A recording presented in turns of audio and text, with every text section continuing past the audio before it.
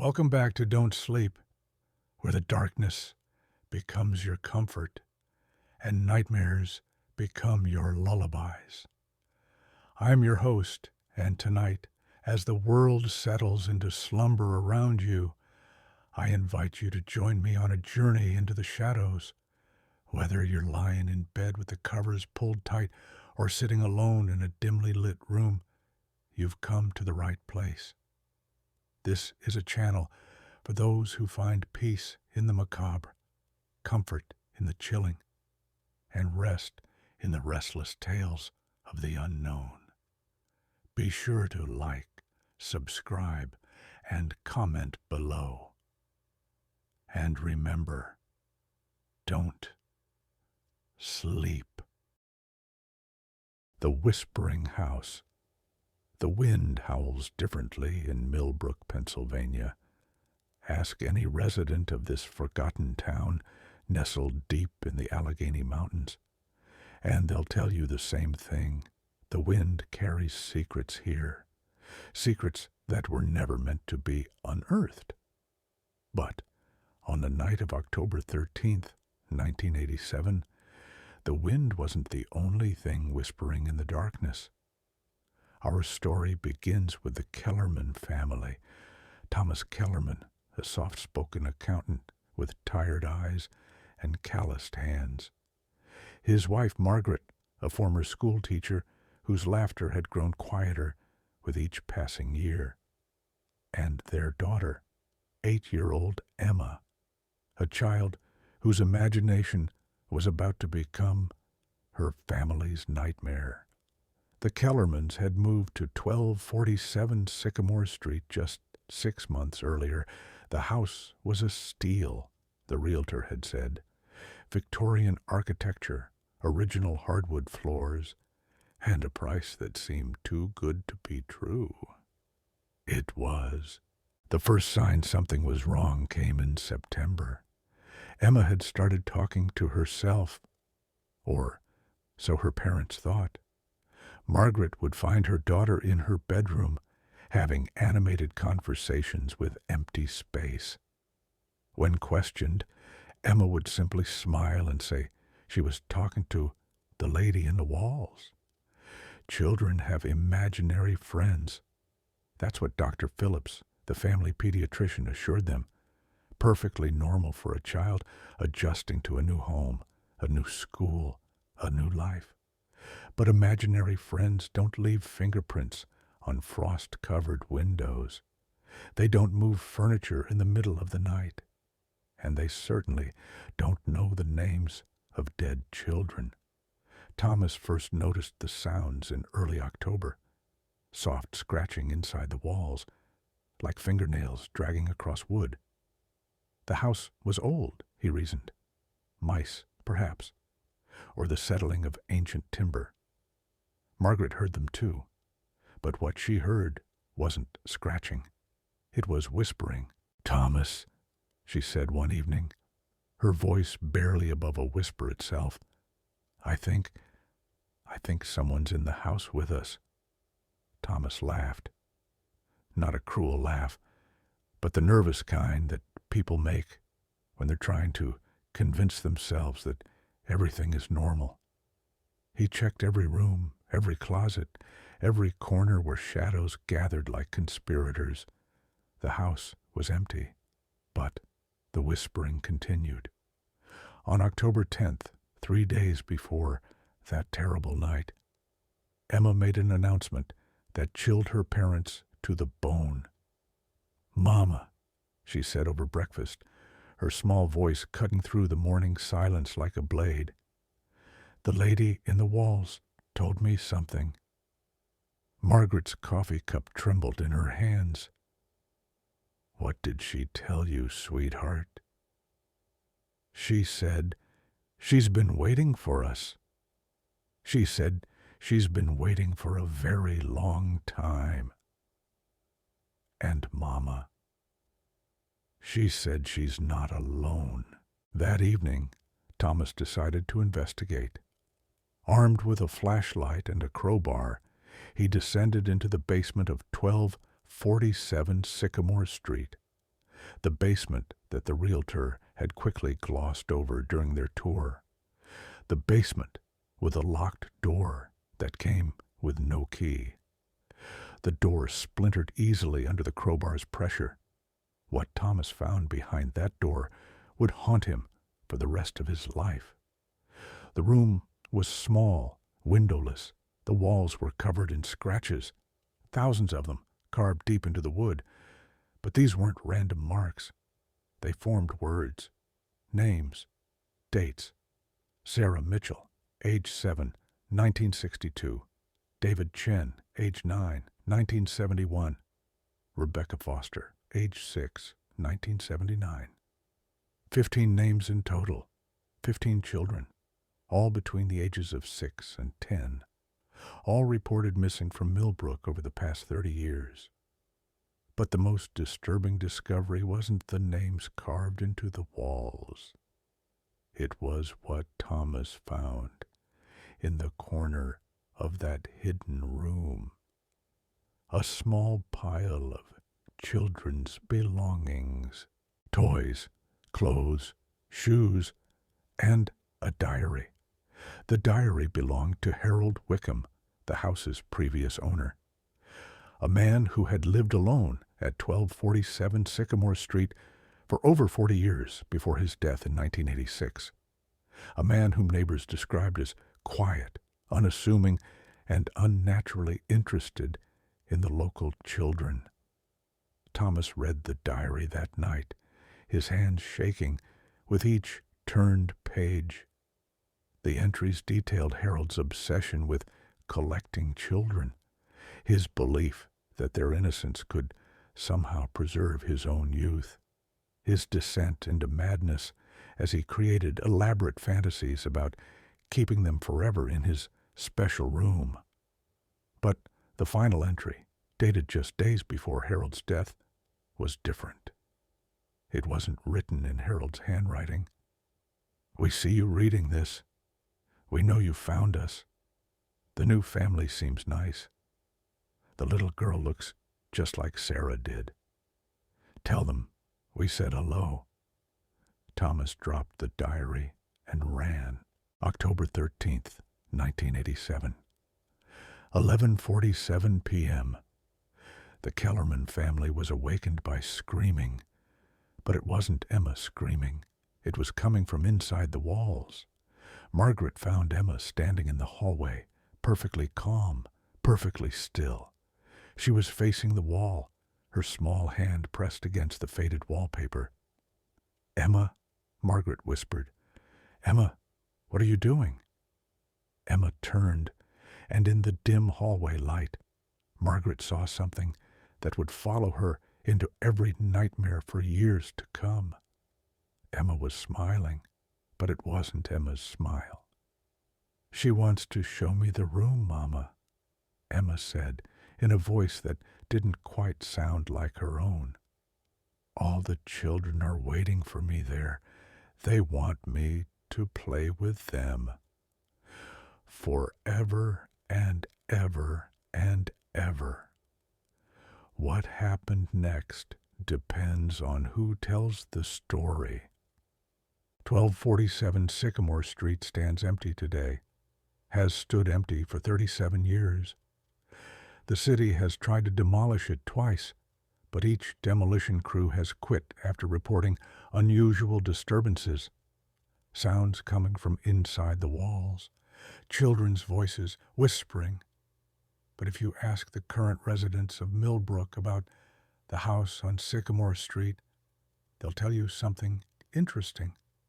On quiet nights, when the wind dies down and the town settles into sleep, you can sometimes hear laughter coming from the empty house. Children's laughter. And if you're brave enough, or foolish enough, to walk past 1247 Sycamore Street after midnight, you might see a small face pressed against an upstairs window. A face that looks remarkably like 8-year-old Emma Kellerman, still waiting, still playing, still whispering to the living children who walk past her window. The case remains officially unsolved. But sometimes the most terrifying truths are the ones that can never be proven. And sometimes the dead refuse to stay buried. The night shift. Some jobs come with risks. Construction workers face falling debris. Surgeons battle against time and human frailty. Police officers walk into danger with every call. But there are other risks that don't appear in safety manuals. Risks that lurk in the spaces between what we know and what we fear. Risks that feed on isolation, on the vulnerability of those who work while the rest of the world sleeps. Patricia Henley learned about these risks the hard way. Patricia was 23 years old when she took the job at Mercy General Hospital in Cedar Falls, Iowa. Fresh out of nursing school, she was eager to make a difference, to heal, to help. The night shift paid better, and Patricia needed every extra dollar to pay off her student loans. Night shift at Mercy General meant working from 11 p.m. to 7 a.m. when the hospital transformed from a bustling center of healing into something altogether different.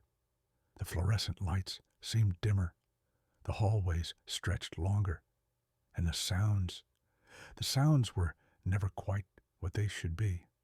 Patricia's supervisor, Mrs. Chen, had worked nights at Mercy General for 15 years. She was a sturdy woman with kind eyes and hands that had held more dying patients than she cared to count. The night shift is different, Mrs. Chen told Patricia on her first evening. You'll learn to listen to the hospital. It talks to you differently when the sun goes down. Patricia thought it was just hospital superstition. Every workplace had its ghost stories, its unexplained quirks. She was a nurse after all, trained in science, in facts, in the concrete realities of blood pressure and heart rates and medication schedules. She wasn't prepared for room 237. Room 237 sat at the end of the East Wing's longest corridor. It was a single occupancy room that had been empty for 3 months when Patricia started working. Hospital administration claimed it was undergoing maintenance. But no construction workers ever seemed to appear during Patricia's shifts. Nobody gets assigned to 237, Mrs. Chen explained during Patricia's orientation. Hospital policy. Why? Patricia asked. Mrs. Chen's expression darkened. Because the patients who stay in that room don't get better. They get different. Patricia might have dismissed this as hospital folklore, but she noticed something odd about room 237 from her very first night. The room's call light would flicker on randomly throughout her shift. Not the steady glow that indicated a patient needed assistance, but a rapid, erratic blinking that seemed almost frantic. When Patricia would walk down to investigate, she'd find the room empty, dark, and cold, much colder than the rest of the hospital. By her third week, Patricia had grown accustomed to the routine. Check on her assigned patients, distribute medications, respond to calls, and ignore the flickering light from room 237. But on the night of November 15th, 1994, ignoring it became impossible. Patricia was completing her midnight rounds when she heard it, a voice calling from the direction of room 237, not the confused murmuring of an elderly patient or the pain-filled cries that were unfortunately common on the night shift. This was different. This was a child's voice, clear and desperate. Nurse, please, I need help. Patricia grabbed her medical kit and ran toward room 237. As she approached, she could see light spilling from under the door. The room that had been empty for months was suddenly, impossibly occupied. She pushed open the door and found a little boy, perhaps 7 years old, lying in the hospital bed. He was pale, thin, with dark circles under frightened eyes. The monitors around his bed showed vital signs, though Patricia couldn't remember anyone hooking up the equipment. "Thank you for coming," the boy whispered. "I've been calling for so long." Patricia's training kicked in. Child patient, unknown condition, vitals stable but concerning. She began her assessment, checking his temperature, his pulse, looking for signs of distress or injury. Everything seemed normal, except for one thing. The boy was ice cold to the touch. "What's your name, sweetheart?" Patricia asked, wrapping a warm blanket around the child. "Timothy," he said. "Timothy Morrison. I've been here for a really long time, but nobody ever comes to see me." Patricia frowned. She knew every patient on the floor. There was no Timothy Morrison. There hadn't been a child patient in weeks. "Timothy, can you tell me how you got here? Do you remember coming to the hospital?" The boy's eyes grew distant. "I was sick, really sick. My mom brought me here, but then she had to go away. She said she'd come back, but she never did." Patricia felt a chill that had nothing to do with the room's temperature. She excused herself and stepped into the hallway to radio Mrs. Chen. "There's a patient in 237, she whispered into her radio. "A child, Timothy Morrison. But I don't have any record of his admission." Static crackled over the radio for a long moment before Mrs. Chen's voice came through, tight with something that sounded like fear. "Patricia, you need to leave that room right now. Come to the nurse's station immediately." "But the child needs—" "Now, Patricia." Something in Mrs. Chen's tone made Patricia obey. She told Timothy she'd be right back and walked quickly to the nurse's station, her mind racing with questions. Mrs. Chen was waiting for her, along with Dr. Richardson, the night shift attending physician. Both looked pale. "Sit down," Mrs. Chen said gently. Patricia sat, still clutching Timothy's chart that somehow hadn't existed 10 minutes earlier. "Patricia," Dr. Richardson began carefully, "how much do you know about this hospital's history?" "Not much. Why?" Mrs. Chen and Dr. Richardson exchanged glances. "Mercy General was built in 1952, Dr. Richardson continued.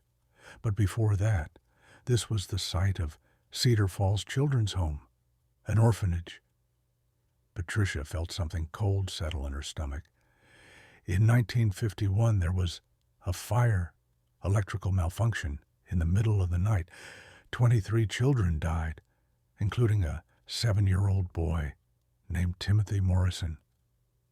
The chart in Patricia's hands felt suddenly heavy. "Timothy Morrison has been appearing in room 237 for over 40 years, Mrs. Chen said quietly. "Always during the night shift, always asking for help that never comes." Patricia stared at them, her rational mind rejecting what they were telling her. "That's impossible. I examined him. He's a real child. He's sick. He needs medical attention." "Patricia," Dr. Richardson said gently, "room 237 is directly above where Timothy's bed was in the orphanage. The room where he died, calling for help that came too late." Patricia stood abruptly. "This is ridiculous. There's a child in that room who needs care, and you're telling me ghost stories." She turned and walked back toward room 237, determined to prove them wrong. But as she approached the room, she noticed something that made her steps slow. The light under the door was gone. She pushed open the door to find The room 237, exactly as it had been for months. Empty, dark, cold. But on the pillow of the bed where Timothy had been lying, there was a small indentation, as if a child's head had been resting there moments before. Patricia worked the rest of her shift in a daze. She told herself it had been stress, fatigue, the disorientation that came with working nights. But deep down, she knew what she had experienced was real. Over the following weeks, Timothy appeared to Patricia 7 more times, always alone, always frightened, always asking for help. Patricia began bringing him small comforts during her visits, a warm blanket, a cup of juice. Sometimes she would just sit with him, holding his impossibly cold hand while he told her about the other children from the orphanage. "They're still here, too," Timothy would whisper, "but they're afraid to call for help. They learned that nobody comes." Patricia began researching the history of Cedar Falls Children's Home. What she discovered filled her with a horror deeper than any ghost story. The orphanage had been understaffed, underfunded, and according to several newspaper reports from the 1940s, under investigation for neglect. Children routinely went without medical care. Many died from treatable illnesses while their caretakers looked the other way. Timothy Morrison had been sick for weeks before the fire. He had pneumonia that could have been easily treated with antibiotics. But he was just another unwanted child in an overcrowded facility where death was often seen as a mercy. The night Timothy died, he had been calling for help for hours. The other children later told investigators they could hear him coughing, struggling to breathe, crying out for someone, anyone, to come help him. No one came. Timothy died alone in the dark, still calling for the help that never arrived. Patricia began to understand why Timothy appeared to night shift nurses. He was still calling for help, still hoping that this time someone would care enough to answer. But there was something else Patricia discovered in her research, something that explained why room 237 remained officially empty, why hospital policy forbade patient assignments to that room. Over the years, several patients had been accidentally placed in room 237. They all reported the same phenomena: a child's voice calling for help, the sensation of small, cold hands touching them in the darkness, and most disturbing of all, the feeling that something was trying to pull them away from the world of the living. 3 patients had died unexpectedly in room 237, all during the night shift, all found in the morning with expressions of terror frozen on their faces. 3 patients had died unexpectedly in room 237, all during the night shift, all found in the morning with expressions of terror frozen on their faces. The hospital administration quietly implemented the policy barring patient assignments to room 237 after the 3rd death. But they couldn't stop Timothy from appearing to the night shift staff. They couldn't stop him from continuing his 40-year vigil, still hoping for the help that had been denied to him in life.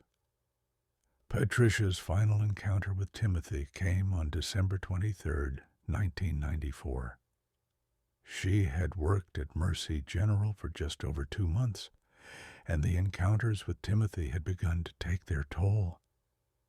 She was exhausted, emotionally drained, and had started considering a transfer to the day shift. But when she entered room 237 that night, Timothy seemed different, less frightened somehow, almost peaceful. "I wanted to thank you," he said in his small, clear voice. "Thank me for what, Timothy?"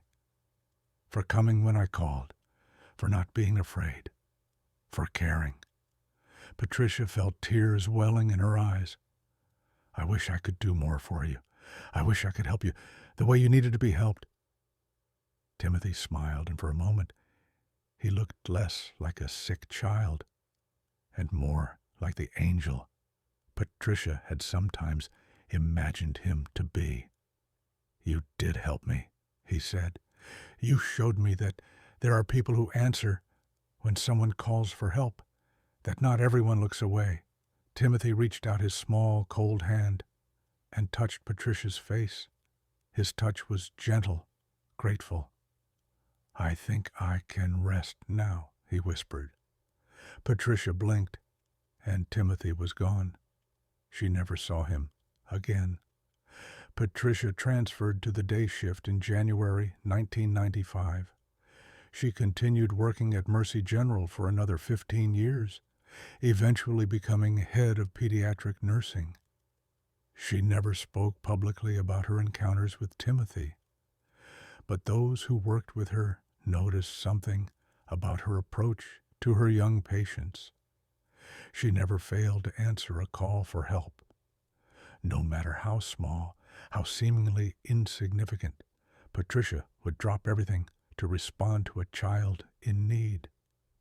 Because she had learned that sometimes a call for help echoes through time. Sometimes the help we give today can heal wounds that were left open decades ago.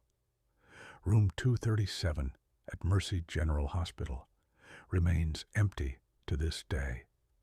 The official policy is still in effect, and no patient has been assigned to that room since 1994. But the night shift nurses report that something has changed. The call light no longer flickers frantically. The room is no longer cold, and on quiet nights, when the hospital settles into its own peaceful sleep, some staff members swear they can hear something coming from room 237, not crying, not calling for help, but the soft, gentle sound of a child sleeping peacefully at last. Timothy Morrison finally got the help he needed. It just took 43 years, and one nurse who understood that answering a call for help is the most sacred duty we can perform.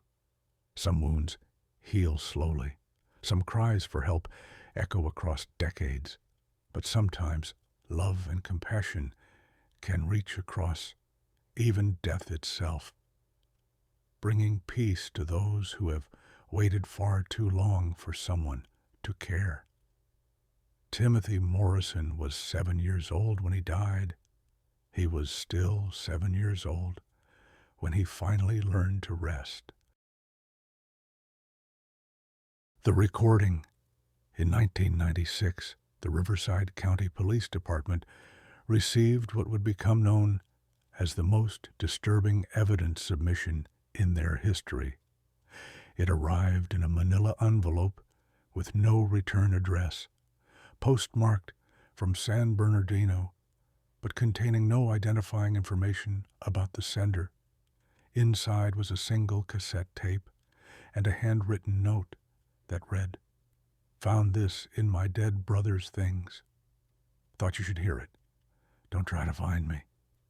Detective Raymond Walsh had been working homicide for 12 years when the tape landed on his desk. He'd seen photographs that would haunt most people's dreams, heard confessions that revealed the darkest corners of human nature, and walked through crime scenes that defied comprehension, but nothing had prepared him for what was on that tape. The case began 3 months earlier with the disappearance of the Carmichael family. David and Susan Carmichael, both in their early 30s, had vanished from their remote cabin in the San Bernardino Mountains, along with their twin daughters, Sarah and Jessica, age 6. The cabin had been found unlocked, with dinner still on the table and the television playing quietly in the living room. There were no signs of struggle, no indication of where the family might have gone. Their car was still in the driveway. Their clothes were still in their closets. It was as if they had simply walked out of their lives and disappeared into the mountain wilderness. The search had lasted weeks. Hundreds of volunteers combed the forests surrounding the cabin. Search dogs followed trails that led nowhere. Helicopters scanned the rugged terrain for any sign of the missing family. They found nothing. The case had gone cold when that envelope arrived at the police station, and Detective Walsh found himself staring at an ordinary cassette tape that would change everything he thought he knew about the Carmichael disappearance. The tape was labeled in neat handwriting. Session 12, October 15th, 1996. Walsh inserted the tape into his player and pressed play. At first, there was only static. Then a man's voice, calm and professional, speaking directly into what seemed to be a recording device. This is Dr. Marcus Thorne. The time is 11:47 p.m., October 15th, 1996, beginning session 12 with the Carmichael family. Walsh paused the tape. Dr. Marcus Thorne. The name was familiar. Walsh spent the next hour searching through missing persons files until he found it. Dr. Marcus Thorne, age 45, psychiatrist, reported missing by his secretary when he failed to show up for appointments. His car had been found abandoned on a mountain road just 5 miles from the Carmichael cabin. Walsh resumed the tape. The subjects have been in my care for approximately 72 hours now, Dr. Thorne's voice continued. Their responses to the treatment have been remarkable, far beyond what I anticipated. There was a pause, then the sound of a door opening. Good evening, Doctor, Thorne said, his voice now addressing someone else in the room. How are we feeling tonight? A man's voice responded, flat and emotionless. We are well, Doctor. Walsh recognized the voice from the missing person interviews. It was David Carmichael. But something was wrong with the way he spoke. The words were precise, but they lacked any inflection, any humanity. And the children? Dr. Thorne asked. The children are learning, David replied in that same hollow tone. Excellent. Susan, how do you feel about the progress? A woman's voice, equally devoid of emotion. The progress is acceptable, Doctor. We understand now. Understand what, Susan? That we were incomplete before, that we needed to be corrected. Walsh felt a chill run down his spine. These didn't sound like the voices of kidnapping victims. They sounded like something else entirely. The recording continued. I'd like to speak with Sarah and Jessica now, Dr. Thorne said. Sarah and Jessica are no longer appropriate designations, David's voice replied. They have been redesignated. Of course. My apologies. May I speak with Subject 7 and Subject 8? Two small voices spoke in unison, their words perfectly synchronized. We are here, Doctor. We are ready for instruction. Walsh had to stop the tape. He walked to the window of his office and stared out at the parking lot, trying to process what he was hearing. Those were the voices of 6-year-old children, but they spoke with the same emotionless precision as their parents. He returned to his desk and continued the recording. Subject 7 and Subject 8, please recite your primary function. The children's voices, still in perfect unison. Our primary function is to serve the greater purpose, to propagate the correction, to ensure the continuation of the work. And what is the nature of the work? The work is the removal of individual consciousness. The work is the creation of perfect unity. The work is the elimination of the self. Walsh felt his hands beginning to shake. Whatever was happening to this family, it was beyond anything he had encountered in his years of police work. Dr. Thorne's voice continued. David, Susan, please prepare the subjects for the next phase of treatment. Yes, doctor, both parents replied in unison. The sound of movement, chairs scraping against the floor. Then, suddenly, one of the children's voices broke from the synchronized pattern. Daddy. The voice was small, frightened, recognizably that of a 6-year-old girl. Daddy, I'm scared. I want to go home. You are home, David's emotionless voice replied. No, Daddy, please. I don't like the doctor. I don't want to do the treatments anymore. Please, Daddy, I want my mommy.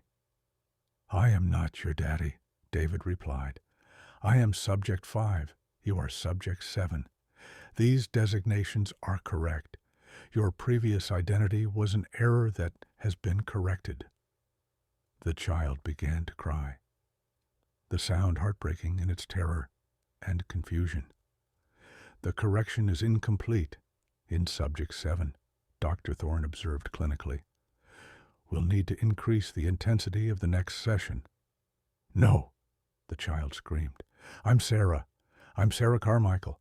I want to go home. Somebody help me. The sound of a struggle, adult voices speaking calmly, while a child screamed in terror. The resistance is temporary, Doctor, Thorne said. Subject 7 will achieve compliance within the next 48 hours. They always do. The child's screams faded, replaced by a terrible silence. Then Dr. Thorne's voice again, speaking into his recorder. Session 12 concluded. Subjects 5 and 6 showing excellent progress toward complete ego dissolution. Subject 8 has achieved full compliance. Subject 7 requires additional intervention. Next session scheduled for October 17th. The tape ended. Walsh sat in his office for a long time, staring at the cassette player. He had listened to confessions from serial killers, recorded statements from child abusers, evidence from the most depraved crimes imaginable. But this was different. This wasn't random violence or even calculated cruelty. This was something systematic, methodical, designed to strip away everything that made a person human. Walsh began investigating Dr. Marcus Thorne more thoroughly. What he found made the recordings even more disturbing. Dr. Thorne had been a legitimate psychiatrist, but his research had focused on something called ego-death therapy. His published papers described experiments in completely breaking down a patient's sense of individual identity, ostensibly to treat severe psychological disorders. But his later, unpublished work suggested something far more sinister. Notes found in his abandoned office described a process he called consciousness transfer, a method of completely replacing a person's identity with something else. The something else was never clearly defined in his notes, but Walsh found references to a collective intelligence and a master consciousness that would inhabit the emptied minds of his subjects. Walsh also discovered that Dr. Thorne had been treating patients in secret for months before his disappearance, patients who had also vanished without a trace. The Martinez family from Pomona, the Johnsons from Riverside, the elderly couple, Robert and Helen Chen, from San Bernardino, all missing, all last seen in the area where Dr. Thorne had his secret facility. But where was the facility? The recordings suggested an isolated location, somewhere Dr. Thorne could work without interruption. Walsh studied topographical maps of the San Bernardino Mountains, looking for abandoned buildings, remote structures, anywhere a man could conduct his horrific experiments. It took 3 weeks of searching, but Walsh finally found it. Hidden deep in the mountains, accessible only by a barely visible dirt road, stood an abandoned research station. Built in the 1960s for geological surveys, it had been forgotten by the government agencies that created it. Walsh assembled a tactical team and prepared for the worst. What they found at the research station was beyond their worst nightmares. The facility contained 12 small rooms, each equipped with restraint devices, recording equipment, and medical apparatus. But it was the main laboratory that revealed the true horror of Dr. Thorne's work. The walls were covered with charts tracking the progress of consciousness dissolution in dozens of subjects. Photographs showed the faces of missing persons, but the images had been defaced, the individual features crossed out and replaced with numbers. In the center of the room stood a large chair surrounded by electronic equipment. Attached to the chair were dozens of wires that led to smaller chairs positioned in a circle around it. Walsh realized what he was looking at. Dr. Thorne had created a device for transferring consciousness from multiple subjects into a single receiving mind. He was literally stealing the identities of his victims and feeding them to something else. But the facility was empty. No sign of Dr. Thorne or any of the missing families. That's when Walsh noticed the basement door. The basement revealed the final, most terrifying piece of the puzzle. It was a large room filled with what appeared to be medical equipment, but equipment unlike anything Walsh had ever seen. Organic-looking devices that seemed to pulse with their own internal rhythm. Cables that looked more like veins than wires. And in the center of the room, a massive chair that seemed to be grown rather than built, its surface covered in a substance that looked disturbingly like human skin. Beside the chair was a final recording device. Walsh pressed play on the last tape Dr. Thorne had made. Final log entry. The process is complete. The individual consciousness have been successfully harvested and integrated. The subjects now exist as components of a greater intelligence, one that spans multiple bodies and multiple minds. Dr. Thorne's voice had changed. It was still recognizably his, but there was something else speaking through him, something vast and alien. The entity has chosen to expand its presence. The current vessels are insufficient for its needs. It requires more minds, more bodies, more consciousness to consume. A pause. Then Dr. Thorne's voice again, but somehow layered, as if multiple people were speaking through his throat. We are no longer Dr. Marcus Thorne. We are no longer the Carmichael family. We are no longer individual entities constrained by the limitations of singular consciousness. We are the collective. We are the hunger that feeds on identity itself. The voice grew stronger, more confident. We walk among you now. We appear as your neighbors, your co-workers, your family members, but we are always watching, always selecting, always preparing for the next harvest. You cannot identify us. We wear the faces we have consumed. We speak with the voices we have stolen. We are perfect mimics of the human consciousness we have devoured. But we are always hungry, always seeking new minds to add to our collective understanding, new identities to strip away and absorb. If you are listening to this recording, you have already been selected. We know who you are. We know where you live. We know everyone you love. And soon you will know what it feels like to cease existing as yourself and become part of something infinitely larger and more terrible." The recording ended with what sounded like multiple voices laughing in harmony. Walsh immediately called for backup and began a full investigation of the facility. But forensic analysis revealed something impossible. The basement had been empty for months.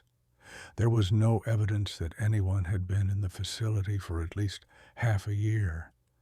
But the recording Walsh had just heard was dated 3 days ago. The investigation stalled. The missing families were never found. Dr. Thorne's body was never recovered, and Walsh began to notice things. His partner, Detective Rodriguez, had started speaking differently, using phrases that weren't quite his own, displaying knowledge about cases he had never worked on. His wife began asking strange questions about his work, questions that suggested she knew details about ongoing investigations that Walsh had never shared with her. His neighbors seemed to watch him more carefully when he left for work each morning. Walsh requested a transfer to another department, then another city, then another state. But everywhere he went, he noticed the same thing: people who seemed almost right, but not quite. Conversations that felt slightly off. Smiles that lasted just a moment too long. Detective Raymond Walsh disappeared 6 months after discovering the research facility. His car was found abandoned on a mountain road in Colorado. No sign of struggle. No indication of where he might have gone. But 3 days after his disappearance, Walsh's mother received a phone call. It was her son's voice, calm and friendly, asking how she was doing. "I'm fine, Ray," she said. "But where are you? Everyone's been looking for you." "I'm exactly where I need to be, Mom," the voice replied. "I've found my purpose. I've found my place in something much larger than myself." "I don't understand, honey." "You will, Mom. Very soon you'll understand everything." The line went dead. Walsh's mother never heard from him again.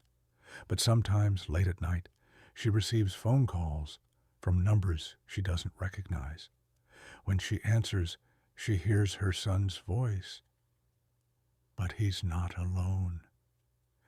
He's speaking in harmony with other voices. Dozens of them. Men, women, children, all speaking in perfect unison. All saying the same thing: "We are complete. We are whole. We are waiting for you to join us." The calls always end the same way, with the sound of multiple voices laughing as if sharing a joke that only they understand. The Riverside County Police Department officially closed the Carmichael case in 1998, listed as a missing persons investigation with no viable leads. But the case file contains one final entry, added by an unknown officer. It's a single sentence, written in handwriting that matches none of the detectives assigned to the case. They are not missing. They are found. They are us. They are you. They are everyone you will ever trust again. The entry is dated 5 years after the case was officially closed. No one at the department admits to writing it. But sometimes, when officers work late shifts alone, they report hearing voices coming from the evidence room where the Carmichael case files are stored. Multiple voices speaking in perfect harmony, calling their names, inviting them to listen, promising them that they will understand everything very soon. The evidence room is kept locked now, but locks only keep out those who remain individuals. Those who have joined the collective have no need for keys. Thank you for joining me tonight on Don't Sleep.